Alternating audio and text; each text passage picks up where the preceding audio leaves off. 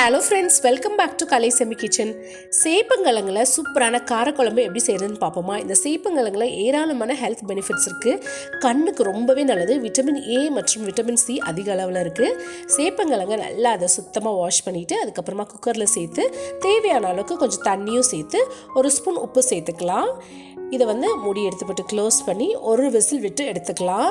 அதுக்கு மேலே நீங்கள் வேக வச்சிங்கன்னா ரொம்ப கொலன்னு ஆயிரும். ரொம்ப சாஃப்டான கிழங்கு இது.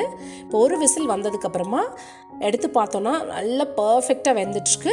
அது ஆறுனதுக்கப்புறமா அந்த தோலை நீக்கிட்டு சின்ன சின்னதாக கட் பண்ணி எடுத்து வச்சுக்கலாம். ஒரு பாத்திரத்தில் லெமன் சைஸ் அளவுக்கு புளியை எடுத்து 2 டம்ளர் தண்ணி சேர்த்து நல்லா இதை அப்படியே பிசைஞ்சு புளியை கரைச்சி எடுத்துக்கலாம். புளி தண்ணியை வடித்து எடுத்துட்டு இதில் 2 ஸ்பூன் உப்பு, 3 ஸ்பூன் குழம்பு மிளகாய்த்தூள் சேர்த்துக்கலாம். குழம்பு மிளகாய்த்தூள் காய்ந்த மிளகாய், மல்லி, சீரகம், சோம்பு, மிளகு, வெந்தயம் இதெல்லாம் சேர்த்து அரைச்சிருக்கு. அதனால் இது 3 ஸ்பூன் சேர்த்தோன்னா கரெக்டாக இருக்கும். இது எல்லாத்தையும் நல்லா மிக்ஸ் பண்ணி எடுத்து வச்சுட்டு ஸ்டவ்வில் ஒரு இடமான பாத்திரம் வச்சு அதில் 2 ஸ்பூன் நல்லெண்ணெய் சேர்த்துக்கலாம். இந்த குழம்புக்கு நல்லெண்ணெய் சேர்க்கறதுனால ரொம்பவே டேஸ்ட்டாக இருக்கும். எண்ணெய் சூடானதுக்கப்புறமா 1 ஸ்பூன் வெந்தயம், ஒரு பெரிய வெங்காயத்தை சின்ன சின்னதாக கட் பண்ணி சேர்த்து 5-6 பல்லு பூண்டு, கொஞ்சமாக கருவேப்பிலை, அதுக்கப்புறம் 3 பச்சை மிளகாய் சென்டரில் ஸ்லிட் போட்டு அதையும் இதில் சேர்த்து நல்லா இதை வதக்கி விட்டு இதில் 2 தக்காளியை கட் பண்ணி சேர்த்துக்கலாம். முடிஞ்ச அளவுக்கு நாட்டி தக்காளி சேருங்க. ரொம்பவே நல்லா புளிப்பு டேஸ்ட்டாக சூப்பராக இருக்கும்.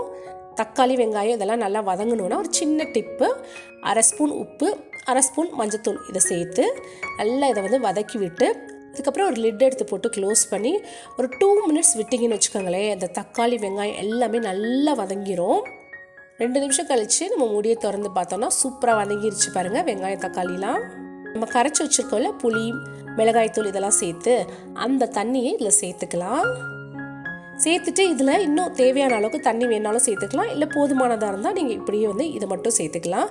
சேர்த்து நல்லா மிக்ஸ் பண்ணி விட்டு ஒரு 2 நிமிஷம் விட்டிங்கன்னா நல்லா கொதிச்சு வந்துடும். இந்த ஸ்டேஜில் நம்ம வேக வச்சு எடுத்து வச்சுருக்கோம் இல்லையா சேப்பங்கிழங்கு, அந்த கிழங்கு இதில் சேர்த்துக்கலாம்.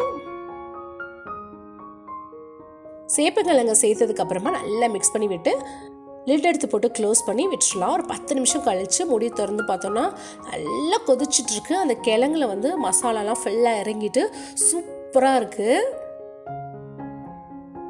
சேப்பங்கிழங்கு புளிக்குழம்பு இந்த ஸ்டேஜோட ஆஃப் பண்ணிடுவாங்க. பட் நம்ம சேப்பங்கிழங்கு காரக்குழம்பு தானே செய்கிறோம். ஸோ இதுக்கு எக்ஸ்ட்ராவாக நம்ம ஒரு முக்கியமான இன்க்ரீடியன்ட் என்னென்னு பார்த்தீங்கன்னா தேங்காய் பால். தேங்காய் ஃப்ரெஷ்ஷாக திருவி அதை அரைச்சி பால் எடுத்து இதில் சேர்த்துக்கலாம். தேங்காய் பால் சேர்க்கறதுனால ரொம்பவே டேஸ்ட்டாக சூப்பராக இருக்கும் இந்த குழம்பு. ஒரு நிமிஷத்துலேயே அடுப்பை ஆஃப் பண்ணிடலாம். அருமையான சேப்பங்கிழங்கு புளிக்குழம்பு அல்லது சேப்பங்கிழங்கு காரக்குழம்பு ரெடி ஆயிடுச்சு. ரொம்ப டேஸ்ட்டாக இருக்கும். ட்ரை பண்ணி பாருங்கள். தேங்க்ஸ் ஃபார் வாட்சிங்.